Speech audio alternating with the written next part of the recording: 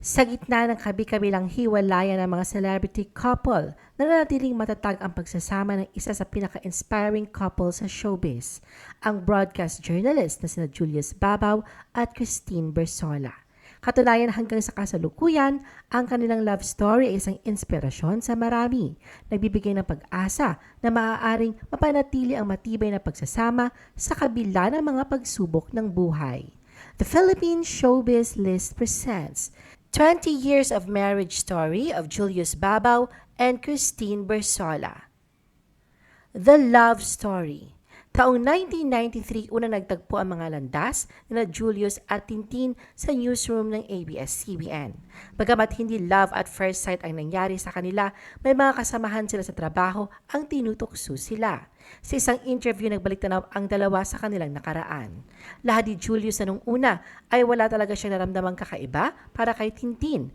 Hanggang sa kinalaunan, hindi niya namamalaya na nagkakaroon na pala siya ng lihim na pagtingin rito.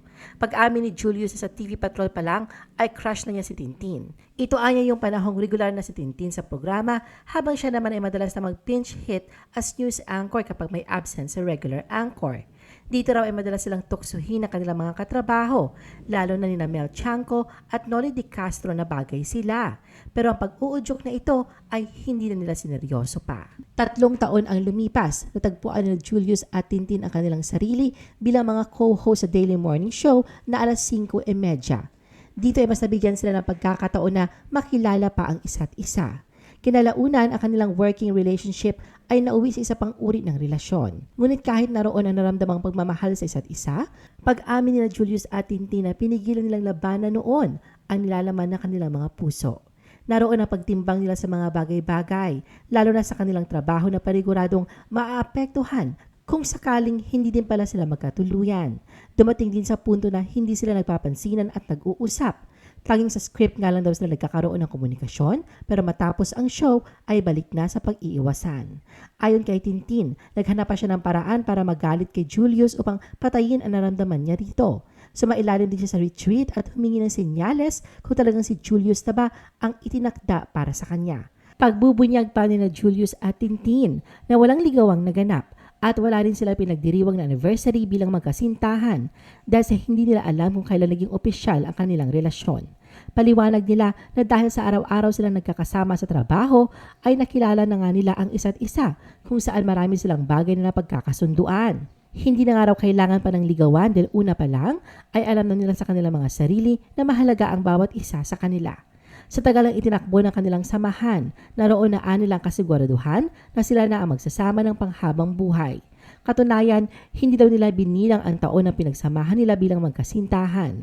Naniniwala sila Julius at Tintin na wala sa tagal o ikli ito ng relasyon kundi sa quality ng pagsasama. Kaya naman wala lang sinayang panapanahon si Julius at nag-propose kay Tintin on national TV sa programa ni Sharon Cuneta. 3 buwan lamang ang nakalipas ay tuluyan silang nagsumpaan na magsasama ng panghabang buhay.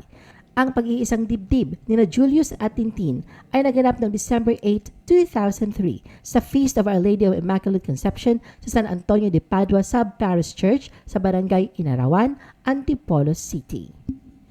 Secret to long-lasting and happy marriage. Sa mga taon ng kanilang pagsasama, naging mas matibay pa sina Julius at Tintin sa pagtahak ng kanilang buhay bilang mag-asawa.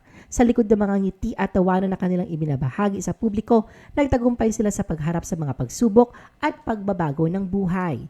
Hindi lang sila nagtagumpay sa kanilang karera, kundi pati na rin sa pagpapalaki sa kanilang pamilya kasama ang 2 anak na sina Anya at Neo. Isa itong patunay na sa kabila ng kanilang mga responsibilidad, nananatili pa rin ang pagmamahalan at pagtutulungan sa kanilang pagsasama.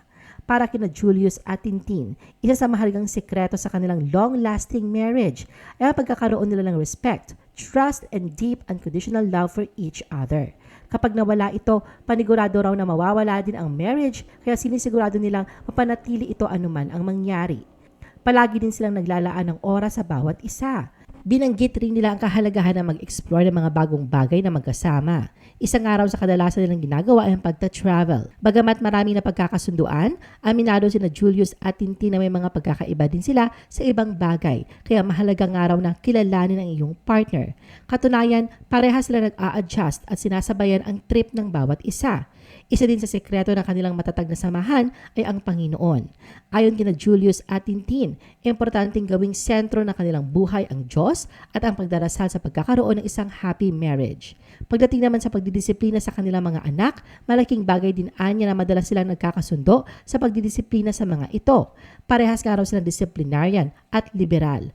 Ayon kay Julius, si Tintin ang mas disciplinarian. Ito anyang tumatayong teacher, samantalang siya naman daw yung kaibigan o kalaro ng mga bata.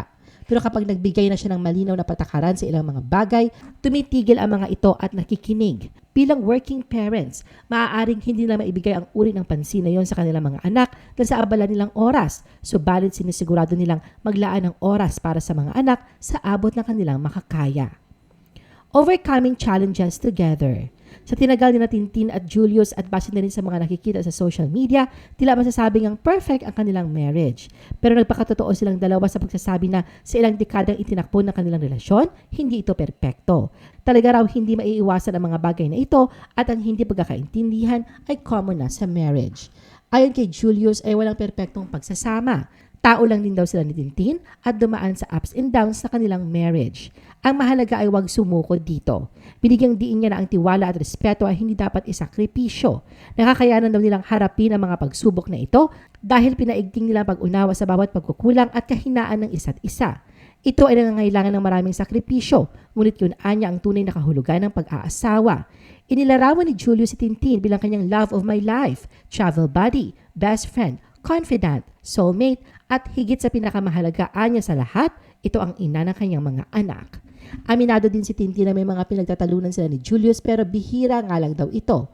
Kailanman na hindi sila nagsigawan o nagtaas man lang ng boses sa isa't isa. Cool lang daw sila, no drama at inaayos na agad ang problema. Ayon kay Tintin, siya yung tipo na tahimik lang kapag galit at sinusulat sa papel ang gusto niyang sabihin kay Julius at pinapabasa rito. Pag-amin pa niya na ma-pride siya kaya kahit siya ang may mali, sa huli si Julius ang humihingi ng paumanhin.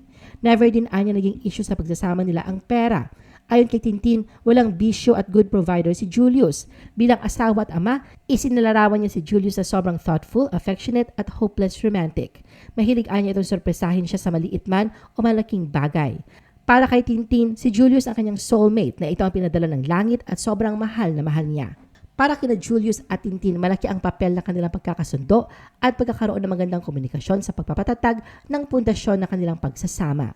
Importante din sa kanila na pareho sila ng vision sa buhay, na nakikita nila ang kanilang mga sarili na tumatandang magkasama.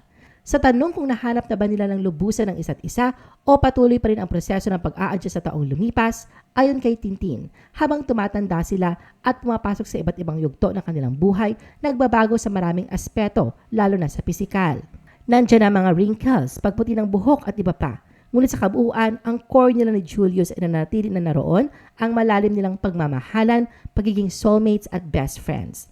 Nariyan din anya ang malakas na pundasyon sa espiritual, nakatutok sa pananampalataya at pag-ibig.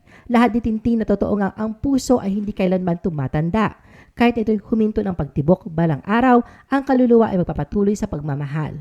Silang ayunan naman ito ni Julius na bagamat hindi maiiwasan ang pagbabagong pisikal, ang mahalaga ang puso at kaluluwa. Hindi tumatanda ang mga ito. The renewal of vows. Sa 2 dekadang pagsasama, pinatunayan ni na Julius at Tintin na talagang totoo ang happily ever after, na lahat ng mga pagsubok ay kayang lagpasan hanggat magkatuwang sila. Walang bumitaw sa sinumpaang pangako at pinanindigan ito hanggang dulo. Hindi na nga questionable pa ang wagas sa pag-iibigan ng dalawa na makailang beses na ring humarap sa altar upang pagtibayan pang lalo ang pagsasama.